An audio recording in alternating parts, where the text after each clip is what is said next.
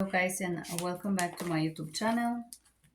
We're continuing to do these great books reviews. In this video of today, we're going to review this book called Self-Confidence Strategy for Real-World Results by Barbara Markway and Cecilia Ampel. A great book, lovely book. I'm gonna jump into right away. I love it, and I think every single human have to read this book. Let's start. Chapter 1, Understanding Self-Confidence. If you hear a voice within you saying you cannot paint, then by all means paint, and that voice will be silenced. Vincent van Gogh. The problem with defining confidence as feeling is that in practice it becomes a catch. If you don't feel confident, you are not likely to try. There is another definition of confidence, although it's not very common. The Latin word of the word confidence means within trust. Acting with trust usually means you are not completely certain of what you're doing. You're taking a leap of faith. In other words, it's what we do that matters, not how much and how we feel when we are doing it. True self-confidence is part courage, part competence, with a healthy dose of self-compassion mixed in. I will break this definition for you. Beautiful. So, competence, courage, and healthy self-compassion.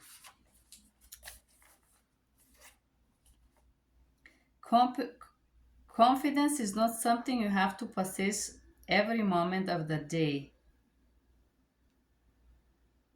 Nor should you expect to jump instantly into perfect self-assuredness tomorrow.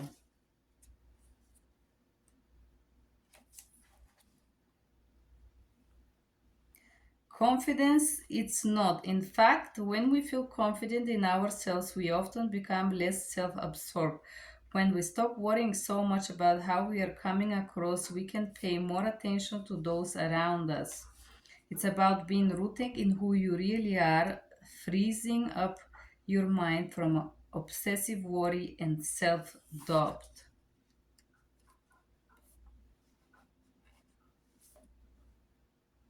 Reasons of low self-confidence. Number one is trauma, parenting styles. If you have a parent who constantly belittled you, compared you to others, or told you that you would never amount to anything, you likely carry those messages within you today. Bullying, harassment, or humiliation is the second reasons why. So bullying, harassment, or humiliation, second reason during childhood or ever why we are having low self-esteem. Gender, race, sexual orientation also. Misinformation.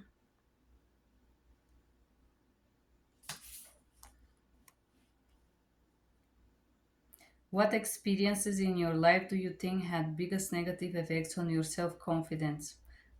In my opinion, this is abuse. Which of the contributing factors describe section resonate the most with you? People who are usually abused, they all become abusers themselves, which is the more common case. When children are abused, they become abusers and sadists. And in rare cases, they become not abusers and sadists. Greater motivation, resilience, stronger sense of your authentic selves.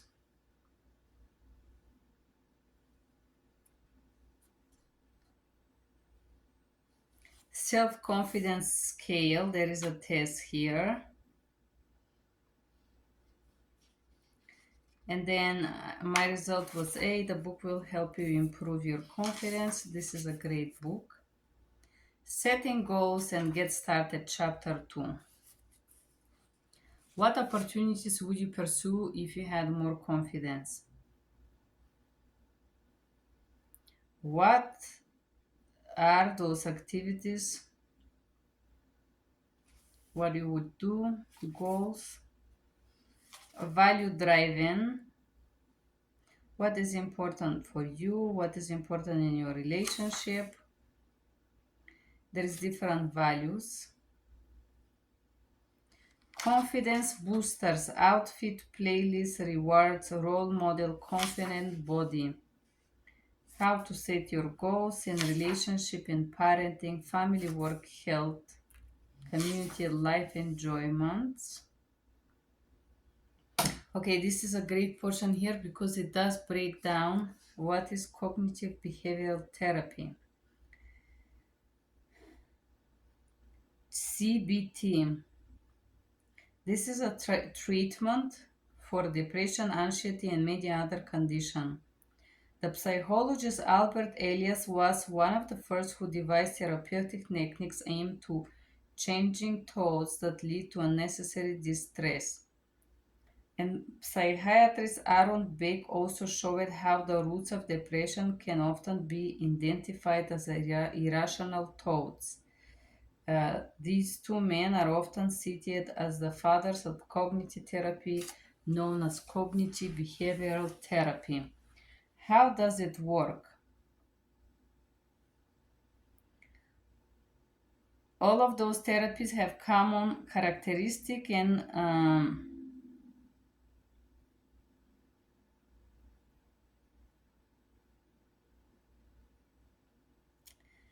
how they work.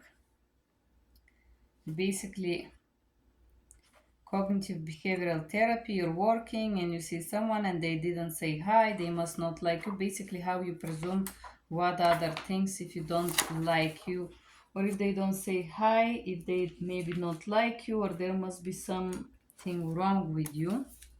How we focus on the negative thing, not see me, not like me, and so on.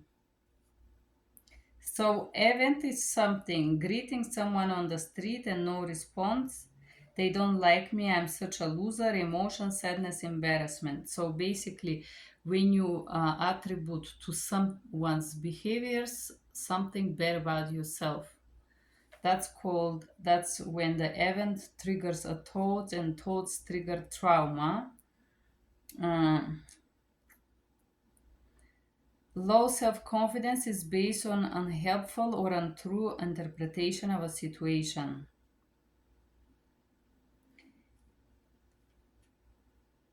Let's see if they say cognitive behavior. It's cognitive behavior set methods to identify such a thoughts and reframe them. It's often so useful building self assurance.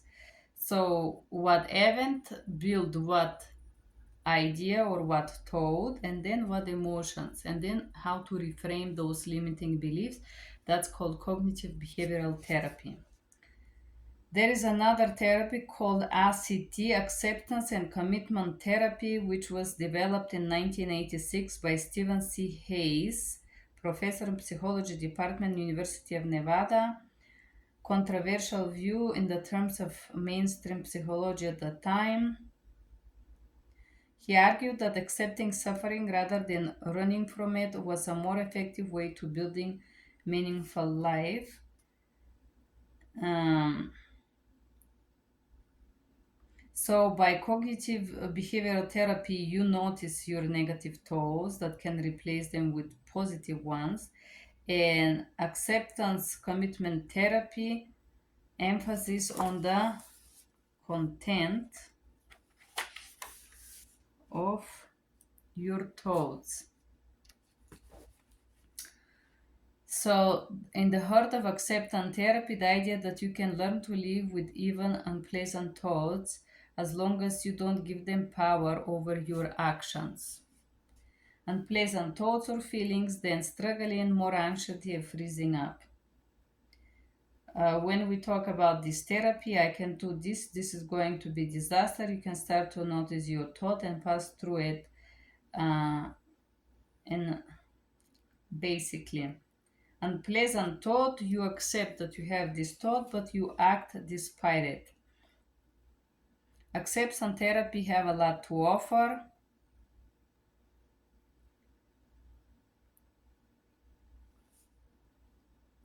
Exposure therapy.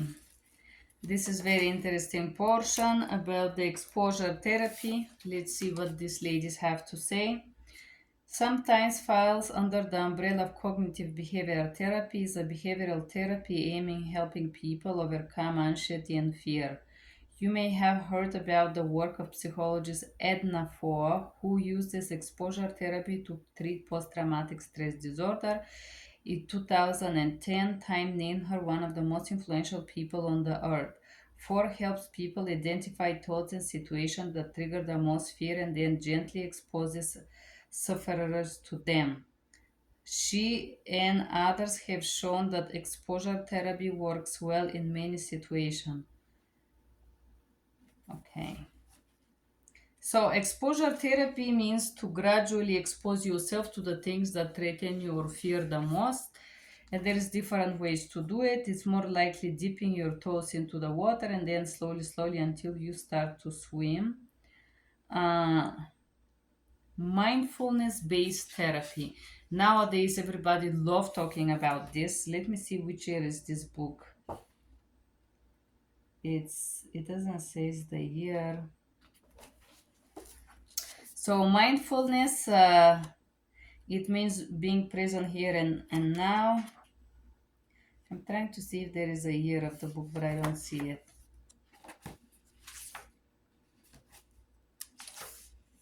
It's just new age books, they all talk about this, but no, we don't have it here. That's okay. So I draw from your attention to mindful based therapy. 1970, John Kabat-Zinn has integrated principle of mindfulness who work with medical patients. Mindful based stress reduction program, which has helped millions of people. Use non-medical settings such as business program. Okay. Mindfulness is intentionally paying attention to the present moment with an attitude of openness and curiosity. There is also a spirit of non-judgment to this process. I know this may sound abstract to this point. Let's see. Try again. And there is simple portion on like meditation, focus on your breath, your breathing, people, when you notice your mind, relax. Okay. Basically, it's like a guided meditation portion. Strategies portion 2. Chapter 3. Practice acceptance. The curious paradox is that when I accept myself just I am, then I can change. Or then you don't have to change. Then you can focus on things that are more important than pretending that you're perfect, in my opinion. Revisit your goals. Acceptance is willingness to see reality without judgment. Acceptance does not equal approval. Acceptance does not mean you won't take appropriate action. Accepting doesn't mean to put up with misery. Acceptance is starting point of change. Accepting the reality. Accepting your strengths. And here it is, compliments that you have received. Identifying your strengths. Compliments that I have received are not very much, so I can name them in one hand. But what is very interesting thing that I noticed when I was doing this exercise is every person who had say something semi-positive to me has also invested maybe triple or fifth time of the amount to put something absolutely denigratory or nasty or defamatory into me. For example, you're good looking, but you are fat, or you're good looking, but you have a big mouth, you talk too much, people who doesn't care to respect your boundaries. So I don't remember receiving a compliment where somebody simply compliments me because they want to please me and have a moment of positivity. It's just difficult. American people are not very good at compliments. They don't do them, and if they do them, it's usually a strategic boundary crossing to try to be sexual with you. Unfortunately, this is the truth. Most of them. except my gay friend, Lyle. Yeah, sorry about that. This is the truth. So, challenges I have overcome, I stopped to care about what people think about me. Important role I have fulfilled. I'm the most important person in my life. Important task I have tackled. Recording this video. Skills I enjoy using regardless of the tasks. Talking. Okay. Time I have helped someone else. Always. Time that someone else have helped me. Never. This is sad, but this is how people here are. We fight to accept our strengths. I would tell you, I don't think we fight to accept our strengths. I believe that we receive so much negative garbage on a daily basis from other people that the little positive things that we hear sound so unreasonable and realistical and so far away because our subconscious is full of this negative garbage large that other people pour on us. Accept your weakness and imperfections. This is great. Weakness that I am aware of.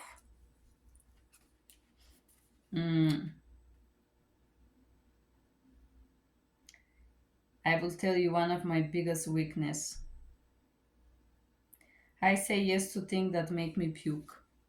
Yes, that's very true, especially if I am afraid.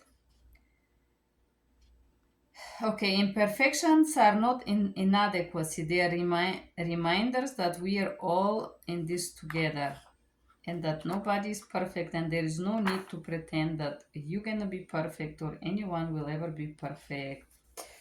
Fixed mindset, group mindset. How to practice forgive yourself.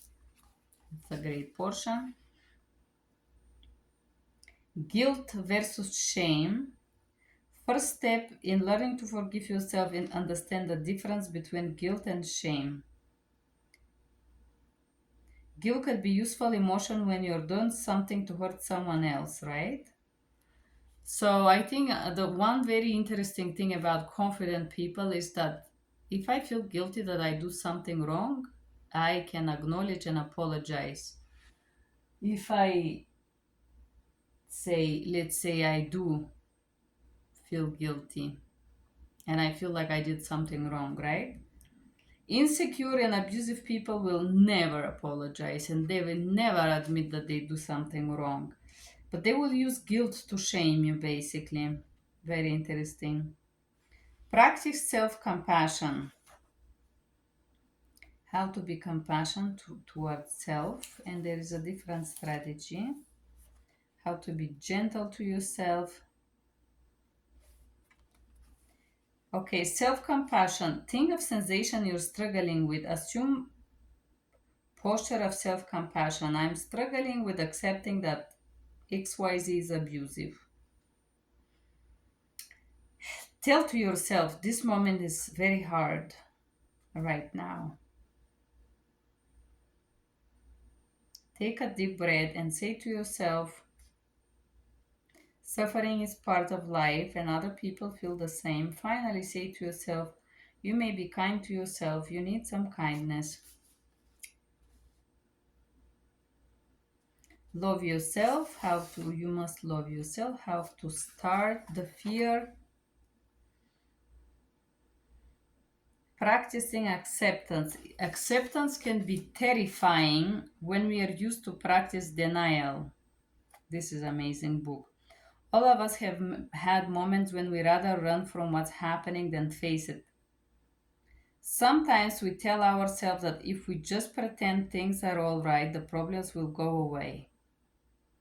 That's easier than coming to grip with whatever truth scares us, whatever it is. And this is true.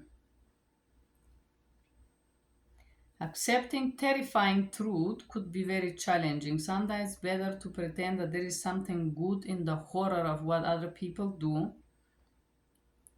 because the cruelty and nastiness of other people's behavior may be super challenging to face. But if we do have the guts to admit why we accept this, then we can overcome it as well. Calm your body.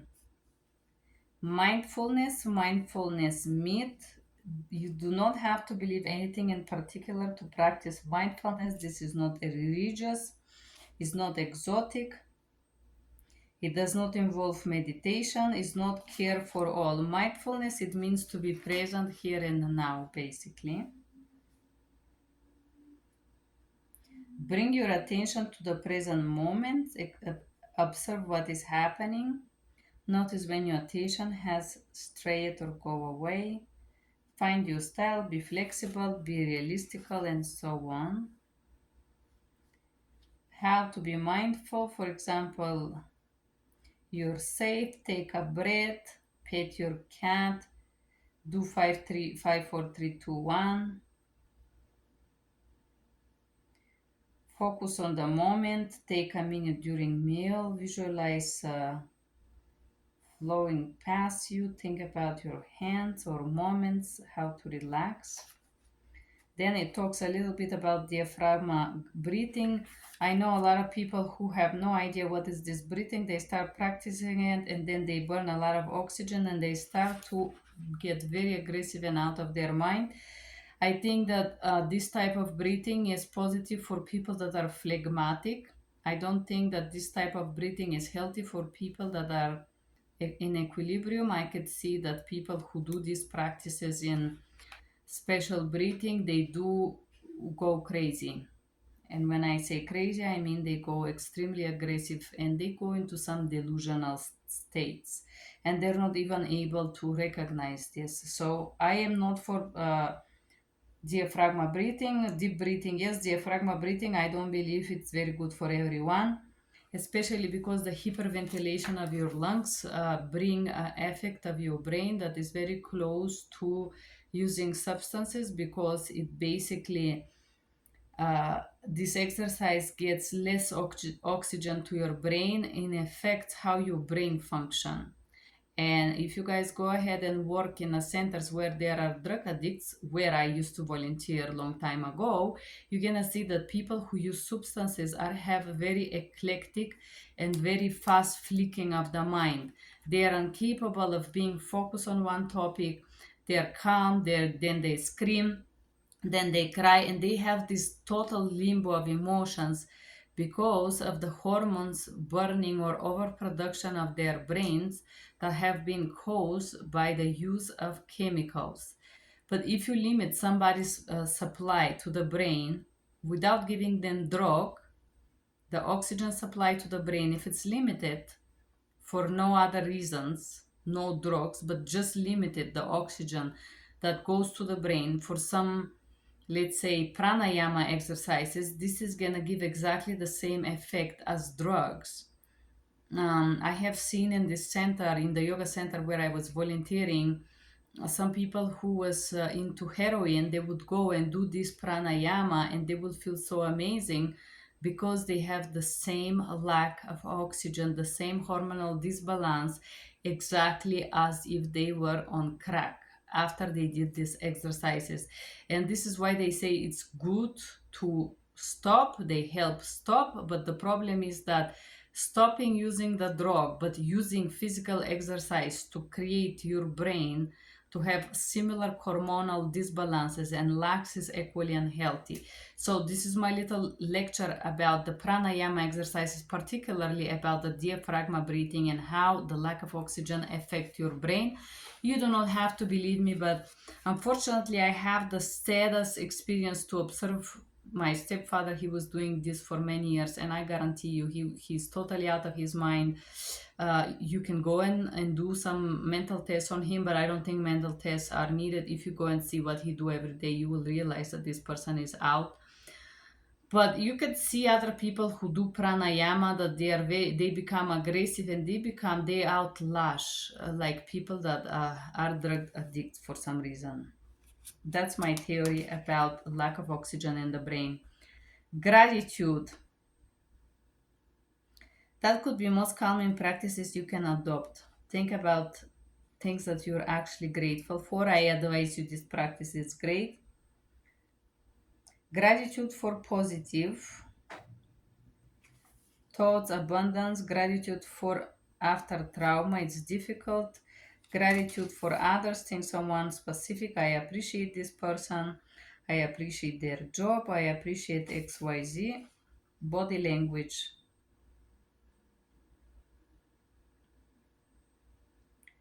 Body language, nonverbal communication, being open, being warm, nervous habits. Okay. Different power postures, maintain your physical health, exercise. Exercise is great way to stay positive. Want it or not, if you sweat for 1 hour every day, you can be positive because your body naturally will produce endorphin, some portion of it, and this is gonna help you if you struggle with depression or anything like that. Healthful, healthy eating. I agree with this as well. Although I'm not sure I know exactly what is this. I'm still struggling. Work with your thoughts. It is the mark of the educated mind to be able to entertain a thought without accepting it. Aristotle. This is great, it's beautiful. So only educated mind can entertain an idea and refuse it. You don't have to agree with any idea or any thought that comes to your mind. You don't have to follow it. I'm in a bad mood. I feel so challenged right now. I don't want to do much. You don't have to entertain it and stay all day in bed. You still get up and do what you gotta do. How to work with your negative thinking, assumptions, what you should do, black and white or nothing, and catastrophizing. Very interesting. Identify thinking errors, reframe negative thought. Negative thought, for example, I don't want to leave. I usually, when I feel that I don't want to leave certain experience or some certain things, is I don't want to leave this experience right now. I don't want to feel hate, for example. I don't want to be this right now.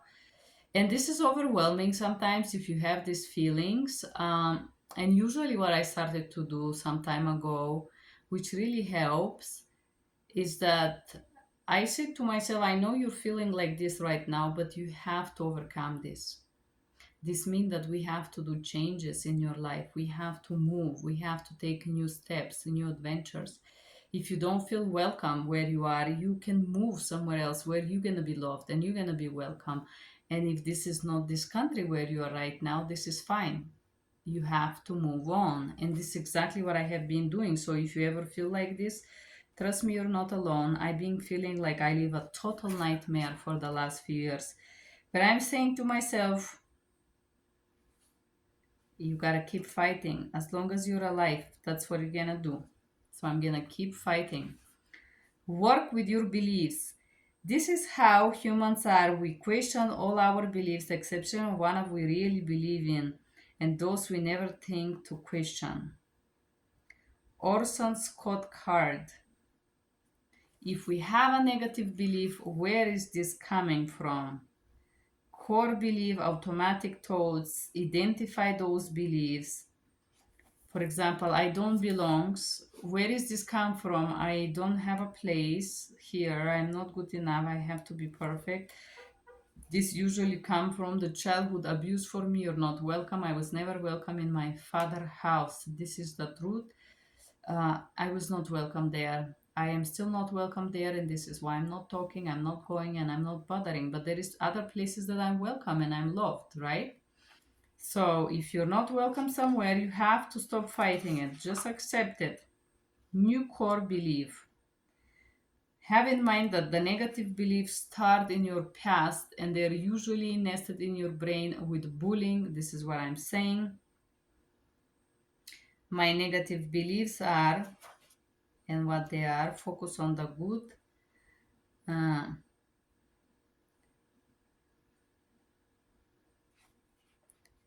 okay, so this is it. One of the fundamental beliefs underlying confidence is my worth as a person is equal to everyone else. That doesn't mean that you don't have to work for what you want, and certainly doesn't mean life divides up and rewards evenly. But it means that you have the same right as everyone else to stand up for yourself. Face your fear. Fear keeps you focused on the past or worried about the future. If we can acknowledge our fear, we can realize that right now we are okay. Right now, today, we are still alive and our bodies are working marvelously. Our eyes can still see and beautiful sky, and our ears can still hear the voices of our loved ones. Right? So, fear is when we are not present.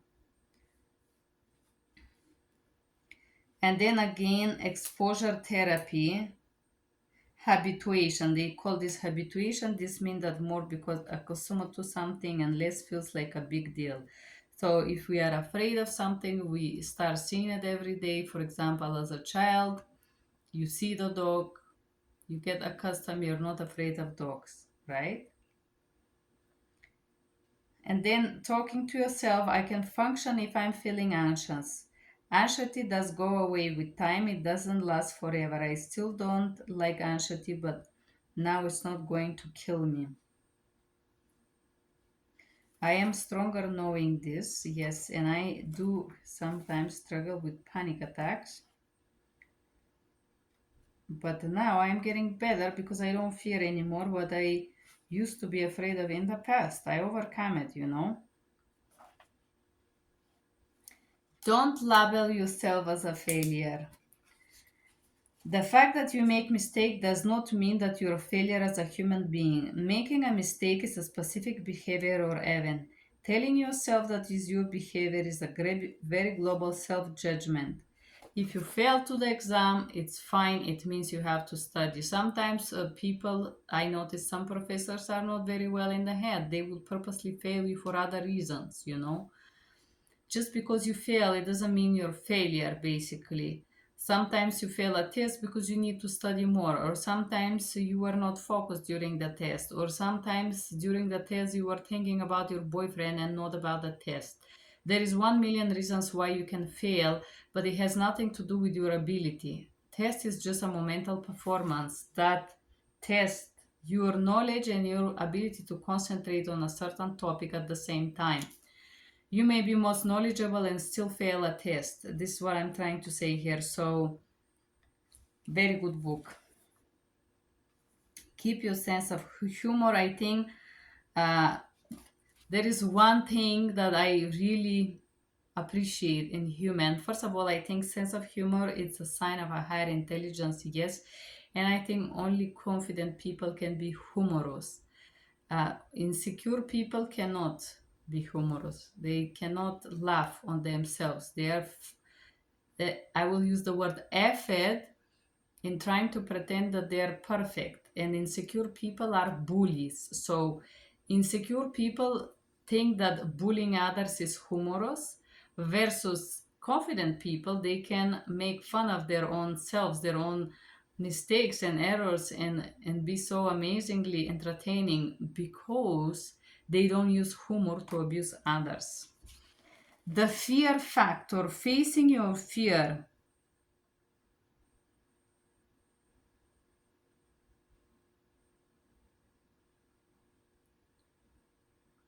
It's important to familiarizing you. For instance, maybe you have had experience with a family member or member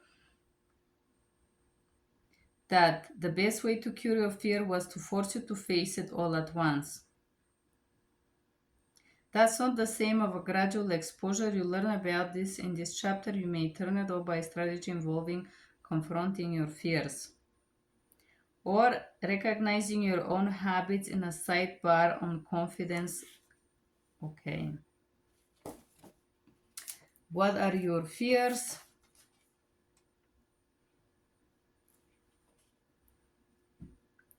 One's destination is never a place, but rather a new way to look at things. Henry Miller. Putting it all together, Very great portion of this book. Self-confidence is remember your value, practice acceptance and self-compassion.